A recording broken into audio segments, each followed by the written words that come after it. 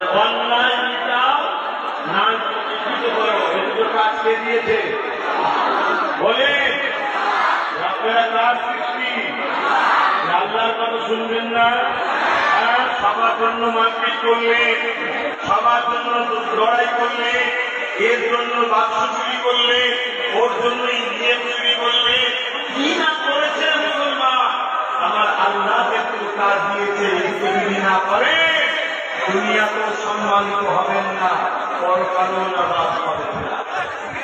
আল্লাহ কখনো ফেরাউনকে পরীক্ষা করে, কখন আল্লাহ নমরুদের পরীক্ষা করেছে।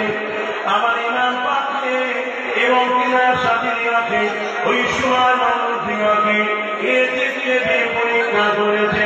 এটি ছিল একটা অত্যাচারী, স্বৈরাচারী, জালিম, বদমাইশ লুটেরা, চরিত্রহীন নেতা, শাসক। সে ছিল ক্ষমতা জুড়ে অত্যাচার করত, ক্ষমতা জুড়ে গরিবদেরকে লুটত, ক্ষমতা জুড়ে নারীদের ইজ্জত লুটত, ক্ষমতা জুড়ে মানুষের অধিকার কিনে নিয়েছিল।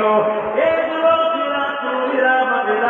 আমার ইমাম হোসেন পাক তিনি বলে দিলেন, এটি যদি জালিম না হতো, এটি যদি অত্যাচারী না হতো, এটি যদি সারাবি না হতো, এটি যদি খুনি না হতো, আমি হোসেন